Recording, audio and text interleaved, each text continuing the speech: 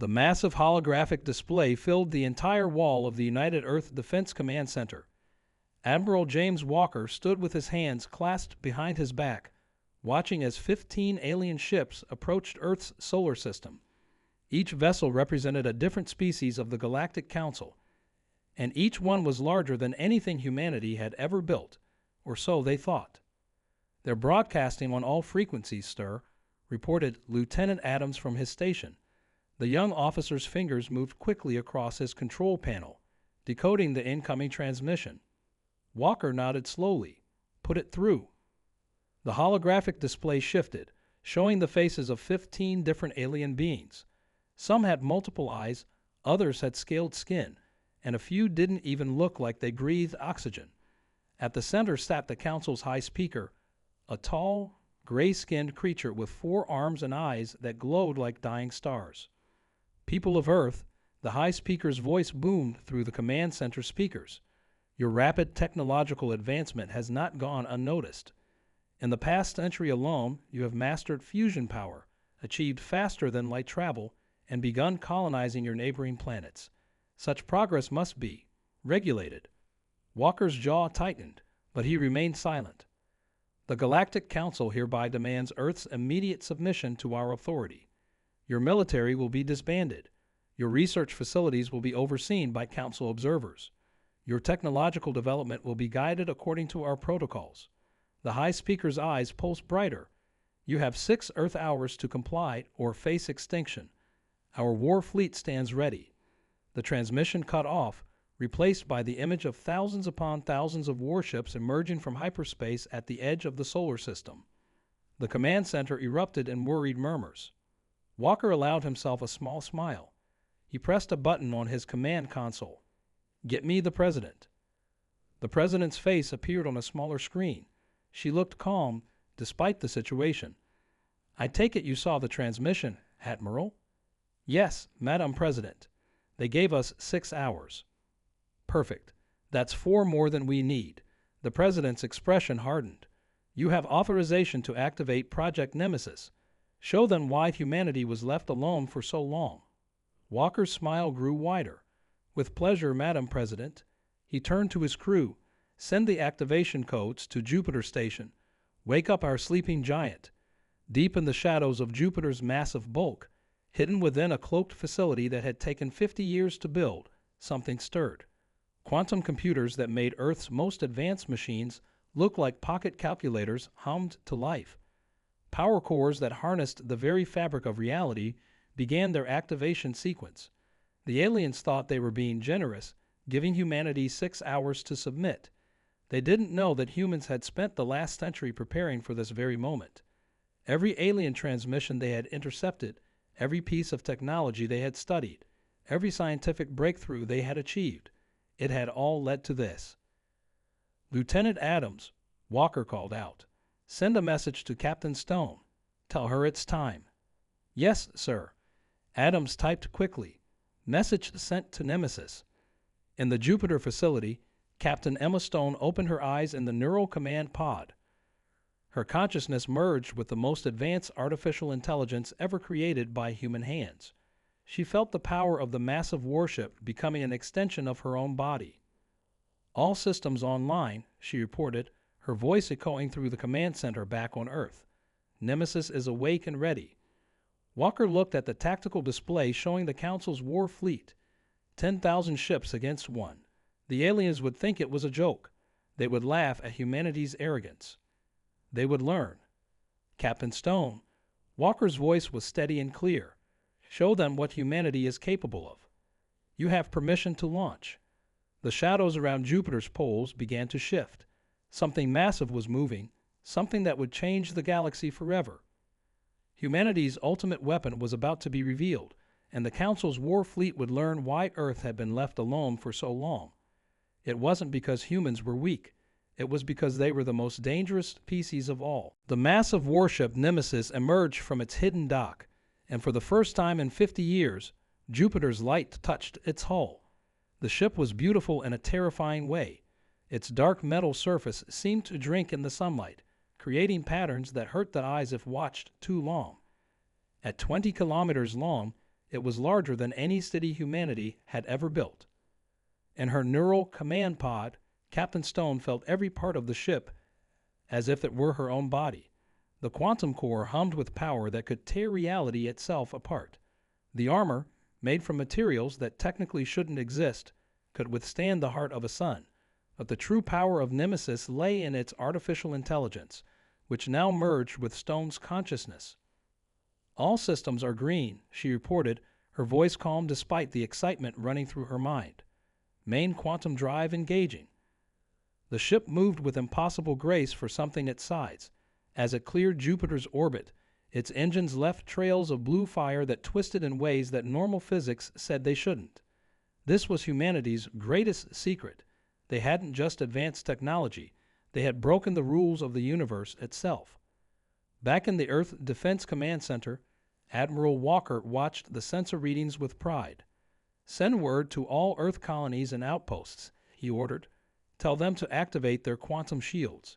When this starts, the aliens might try to attack our civilians." Lieutenant Adams nodded, sending the coded transmission. On screens around the command center, dots of light appeared as human settlements across the solar system raised their defenses. Each shield generator was a smaller version of the technology that powered Nemesis. "Sir," Adams called out, "the Council fleet is detecting Nemesis.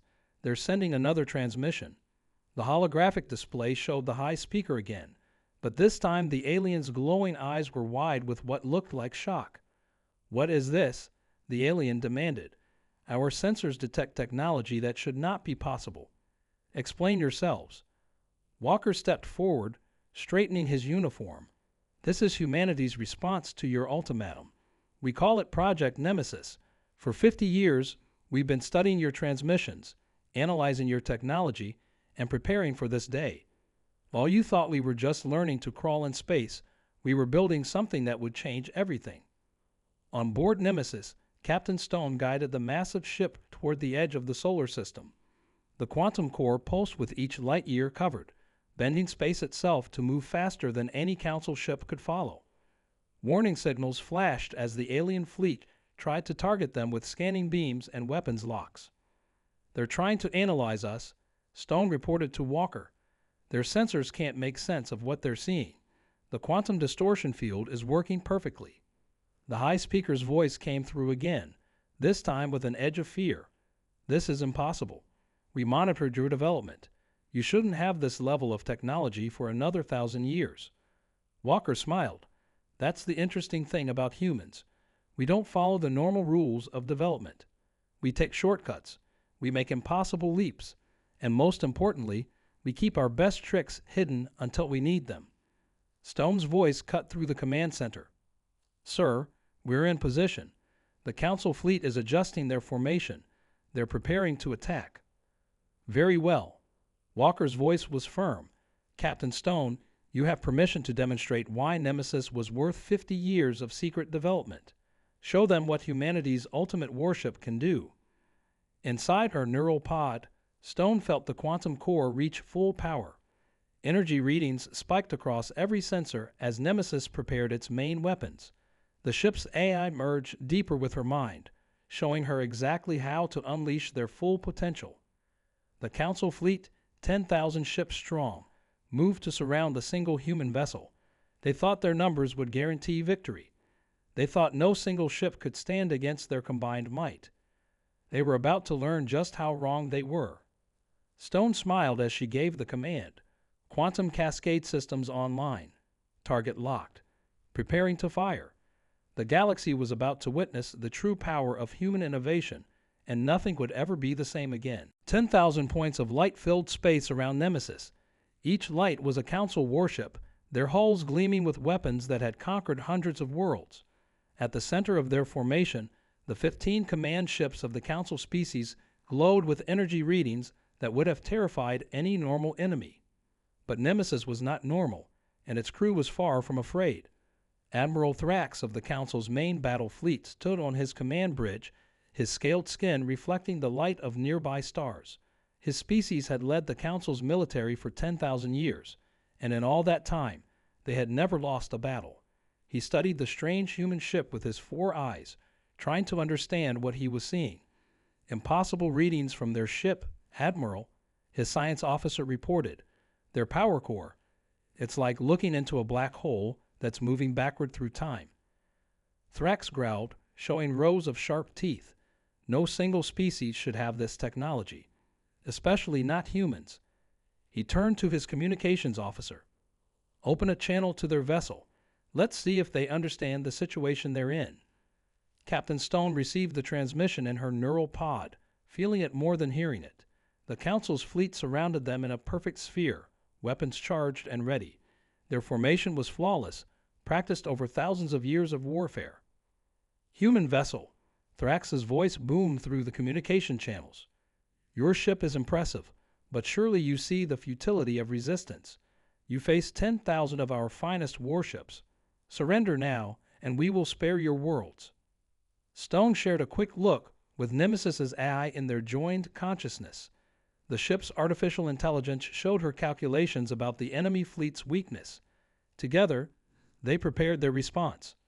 Back in Earth's command center, Admiral Walker watched the confrontation unfold.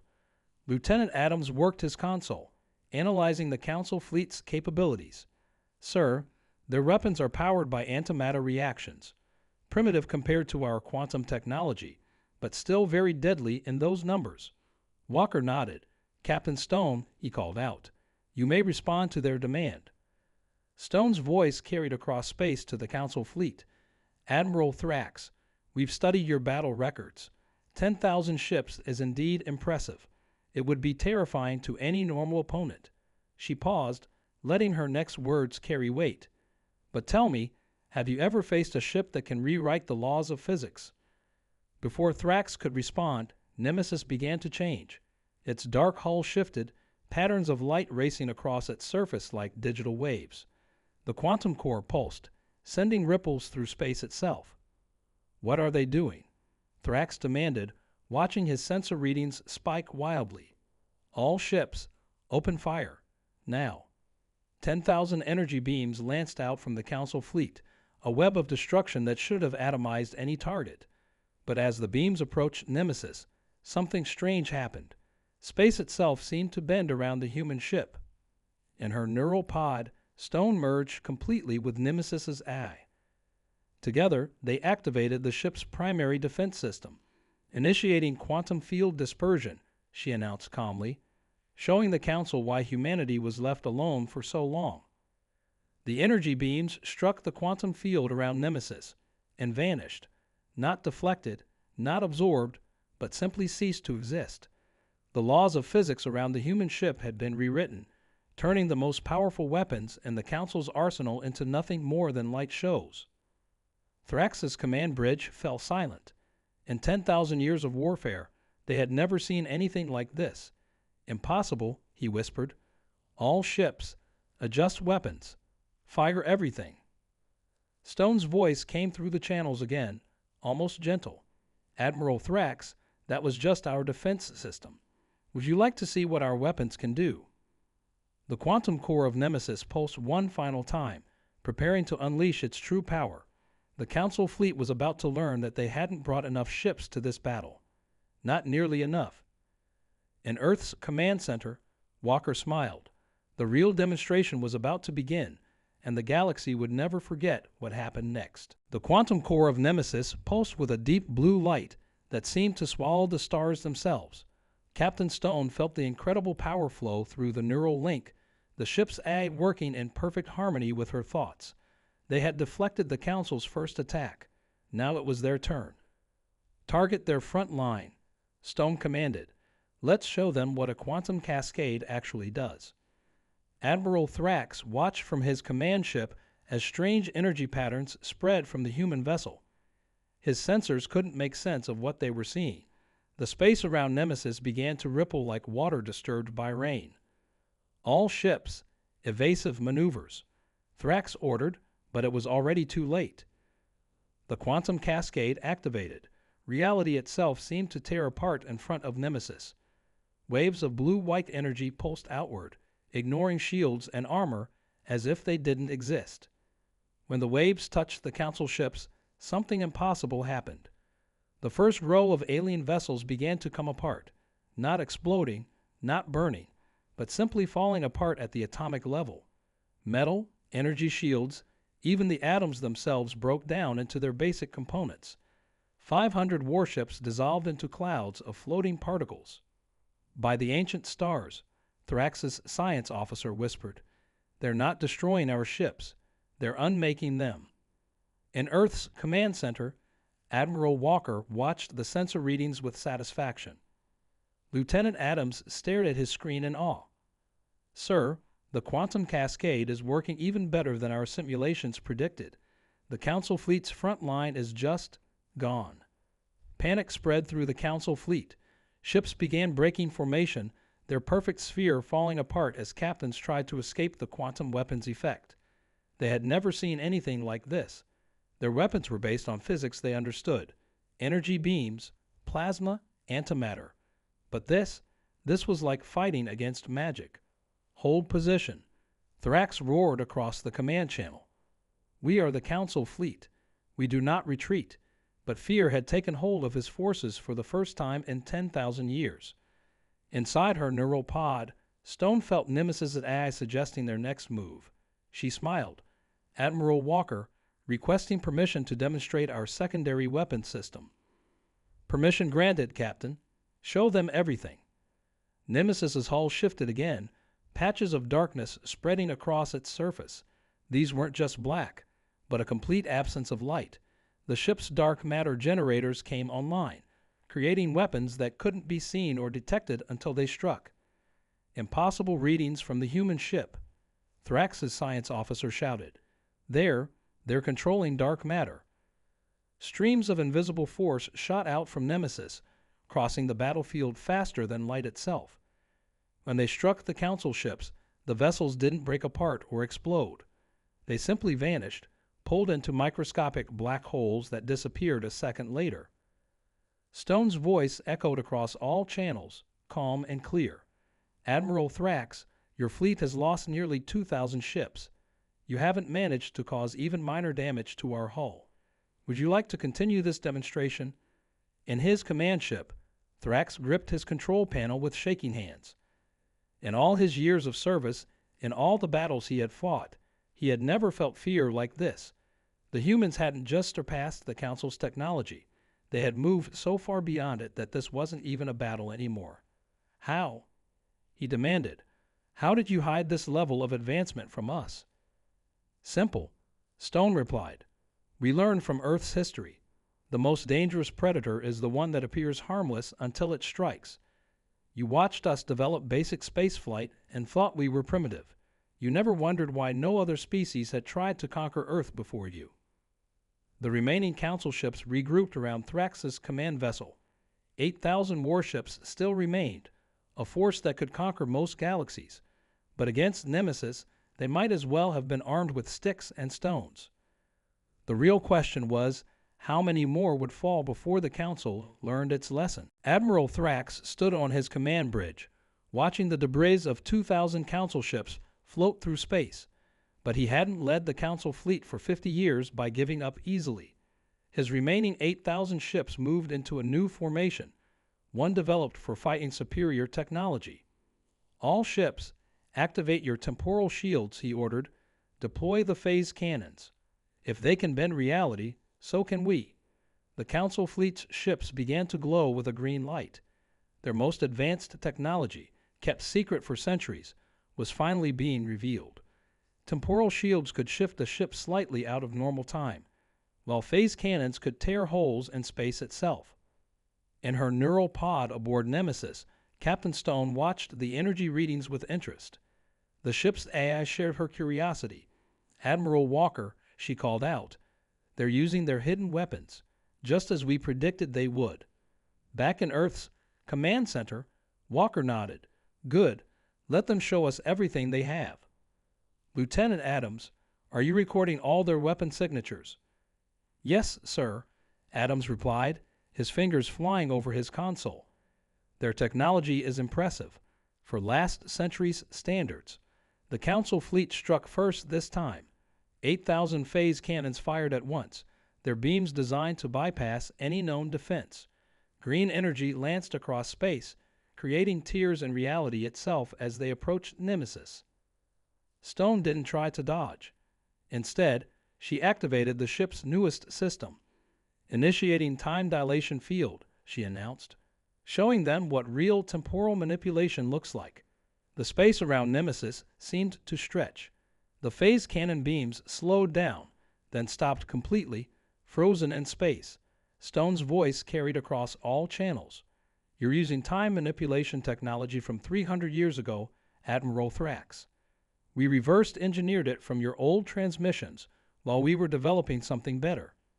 Nemesis's hull began to shimmer, splitting into multiple images of itself. The ship wasn't just manipulating time, it was existing at several moments simultaneously. The frozen phase cannon beams suddenly found themselves hitting empty space as Nemesis attacked from 3 different points in time at once. "Impossible," Thrax's science officer screamed. "They're weaponizing time paradoxes." Stone's multiple time attack struck the Council fleet from positions they couldn't defend against. 100 ships vanished, erased from the timeline completely. Another 200 found themselves aged 10,000 years in an instant, their hulls crumbling to dust. But Thrax wasn't finished. "All ships, activate the dimensional shifters. Move between realities." The remaining Council ships began to flicker, shifting between different dimensions to avoid Nemesis's attacks. It was their most desperate tactic, one that risked tearing their ships apart just by using it. In Earth's command center, Walker smiled. "Captain Stone, show them why we spent 10 years developing countermeasures for dimensional shifting." "With pleasure, sir." Stone merged deeper with Nemesis's eye, activating their dimensional anchor system. The quantum core pulsed with a new frequency, sending out waves of energy that locked reality into a single state. The Council ships suddenly found themselves trapped, unable to shift between dimensions.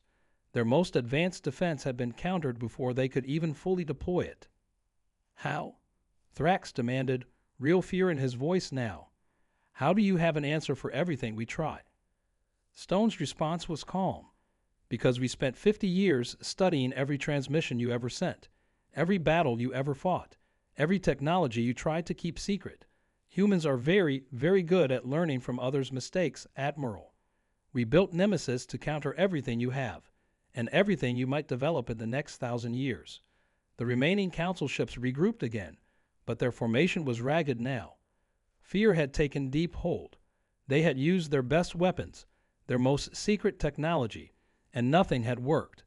Nemesis hadn't even been damaged. In his command ship, Thrax realized he had only one option left. One final, desperate attack that might save at least some of his fleet.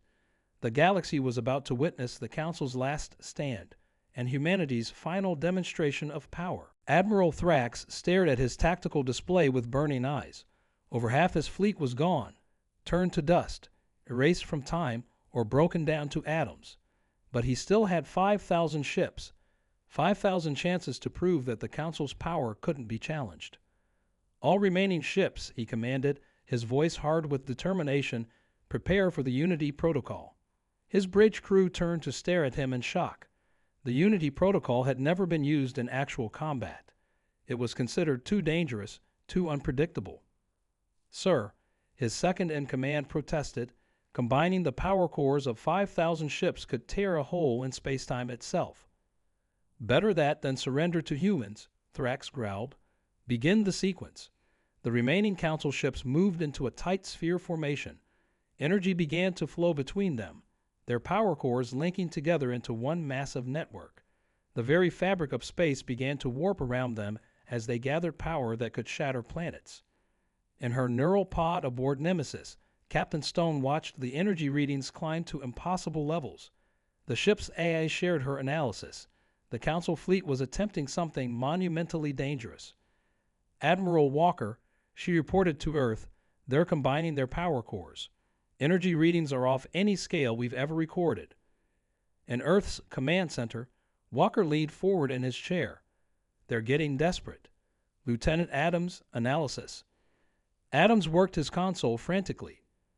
"Sir, If they succeed in combining all that power, the explosion could damage everything within several light years. Earth itself could be affected. Walker's face hardened. Captain Stone, you know what to do. Activate the final countermeasure. Yes, sir. Stone merged completely with Nemesis's eye, feeling the quantum core's full power flow through her consciousness, initiating singularity containment field.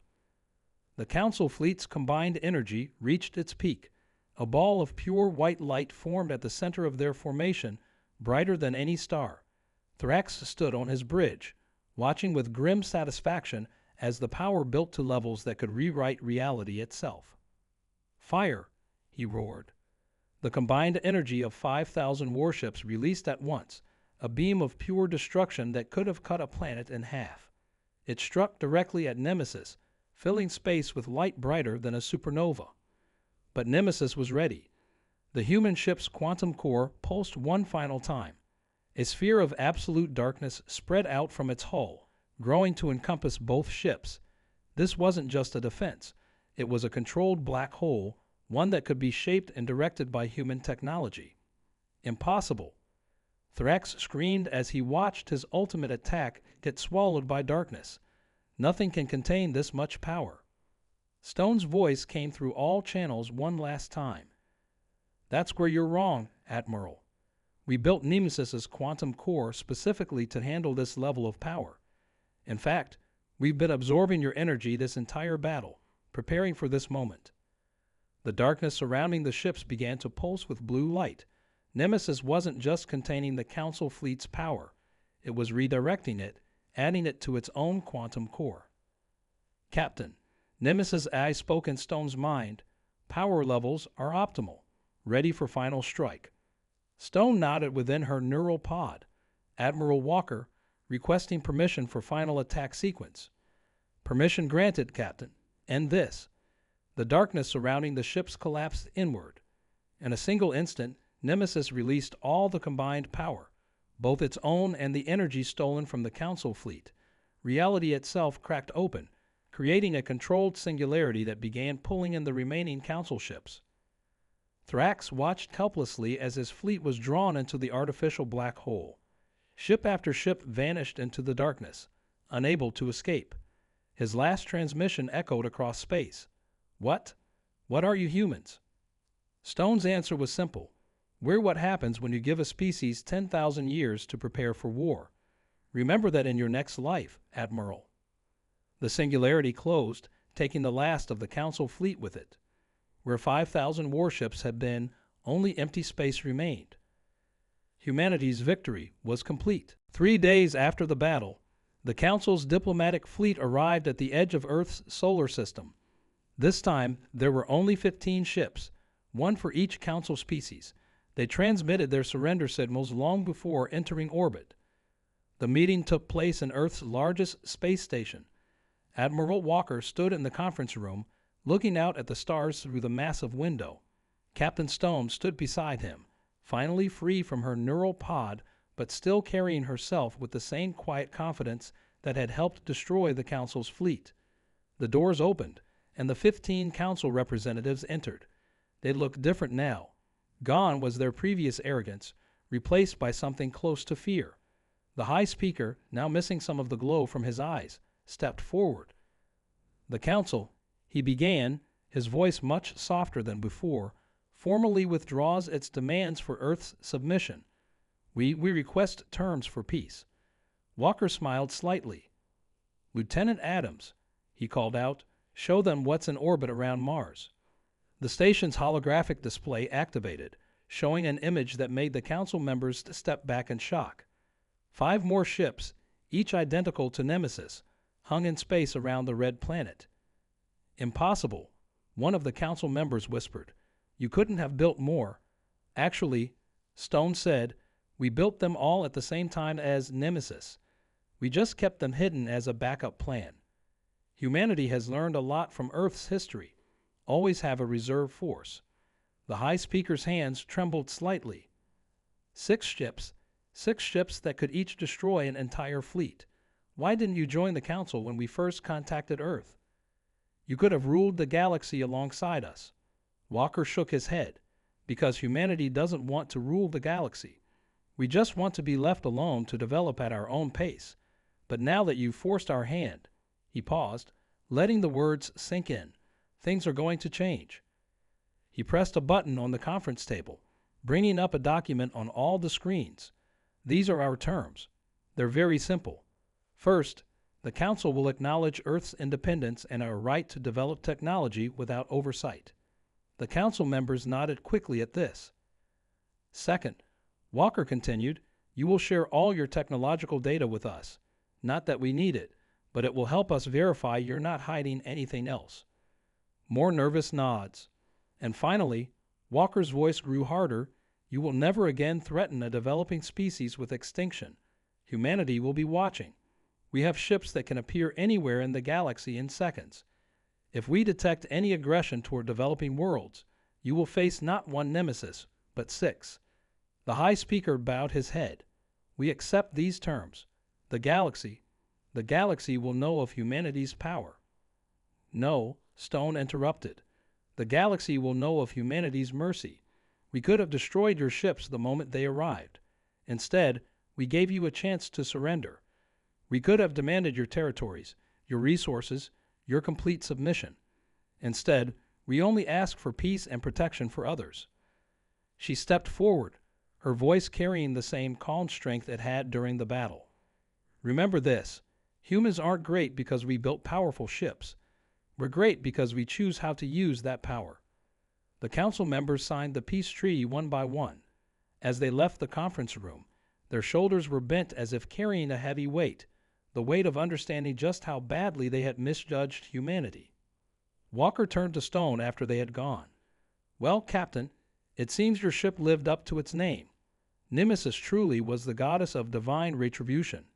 Stone smiled. Not retribution, sir. Justice. We didn't just win a battle. We changed the galaxy for the better. She looked out at the stars, where Nemesis waited in orbit. And if anyone else tries to bully their way across space, we'll be ready. The age of the Council's unchallenged dominion was over. A new dawn had come to the galaxy, and humanity would make sure it was a peaceful one, even if they had to enforce that peace with the most powerful warships ever built. The Council had learned their lesson. Never mistake patience for weakness, for when humanity finally reveals its strength, the galaxy itself trembles.